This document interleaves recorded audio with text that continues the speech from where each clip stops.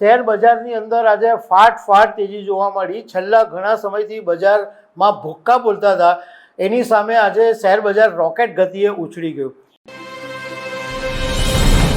સોમવારે મોડી રાત્રે સોશિયલ મીડિયામાં ન્યૂઝ ફરતા થઈ ગયા કે અમેરિકાએ ભારત ઉપરનું જે ટેરિફ છે એ 25%થી ઘટાડીને 18% થયું હતું। એટલે બધાને એવી આશા તો હતી જ કે મંગળવારે શેર બજાર ખુલશે એટલે જબરજસ્ત તેજી જોવા મળશે, અને એવું આજે જોવા પણ મળ્યું। શેર બજારની અંદર આજે ફાટ તેજી જોવા મળી। છેલ્લા ઘણા સમયથી બજારમાં ભૂક્કા બોલતા હતા, એની સામે આજે શેર બજાર રોકેટ ગતિએ ઉછળી ગયું।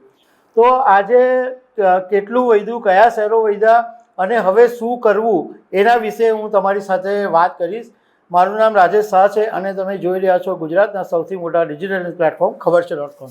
સોમવારે બીએસઈ સેન્સેક્સ 81,666 ઉપર બંધ હતો અને આજે જ્યારે મંગળવારે ખુલ્યો તો સીધો 3,656ના ઉછાળા સાથે 85,323 પર ઓપન થયો અને ઇન્ટ્રાડે હાઈની અંદર 88,871 પર પહોંચી ગયો। મતલબમાં ઇન્ટ્રાડેની અંદર 4,200 પોઈન્ટની તેજી થઈ ગઈ અને જ્યારે બીએસઈ સેન્સેક્સ બંધ રહ્યો ત્યારે 83,745 પર બંધ રહ્યો।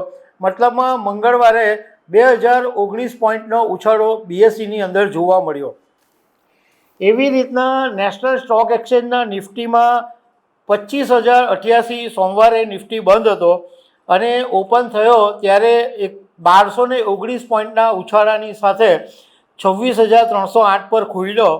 1,253 ઇન્ટ્રાડે હાઈ ગયો અને 25,728 પર બંધ રહ્યો 639 પોઈન્ટના ઉછાળાની સાથે। હવે આજે ઓઇલ શેરો છે, મેટલ શેરો છે, એ બધા વધ્યા, પણ ટેક્સટાઇલના શેરો, જેમેન જ્વેલરીના શેરો, અદાણીની કંપનીના શેરોમાં પણ ભારે ઉછાળો જોવા મળ્યો। ટેક્સટાઇલની કંપનીઓના શેરોમાં અરવિંદનો ભાવ વધ્યો, Vardhman, Raymond, Trident, KPR mill, Welspun, Gokaldas exports, gem and જ્વેલરીની અંદર Titan, Kalyan jewellers, Senco gold, PC jewels, PN Gadgil, Shringar house of Mangalsutra, આ બધી કંપનીના શેરોના ભાવ વધી ગયા। જ્યારે અદાણીના શેરમાં લગભગ 13%નો ઉછાળો આવ્યો। એમાં ખાસ કરીને અદાણી ગ્રીનનો ભાવ 12.87% વધી ગયો, અદાણી એન્ટરપ્રાઇઝનો 11.4%, અદાણી પોર્ટનો 8.35% ભાવ વધ્યો અને અદાણી પાવરનો 7.75% ભાવ વધી ગયો। હવે અમે શેર બજારના કેટલાક જાણકારોની સાથે વાત કરી છે, તો એમને એવું કીધું કે આ વાત અપેક્ષિત હતી કે ડોનાલ્ડ ટ્રમ્પની સાથે ડીલમાં જો કોઈ પોઝિટિવ ન્યૂઝ આવશે તો શેર બજાર ઉછળી જશે, અને એવું બન્યું પણ ખરું। અને એને કારણે આજે શેર બજારની અંદર ચારે બાજુ લાવ જોવા મળ્યું।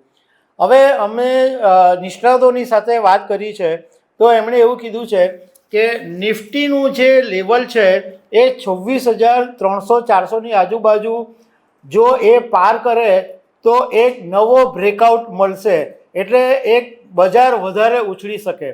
નિષ્ણાતોએ કીધું આજે પણ નિફ્ટી છે એ 26,300ની આજુબાજુ ફરીને પાછો આવી ગયો। 26,308, 26,341 ઉપરમાં ગયો અને 25,700 પર બંધ રહ્યો। મતલબમાં 26,300ની આજુબાજુથી નિફ્ટી પાછો આવી ગયો।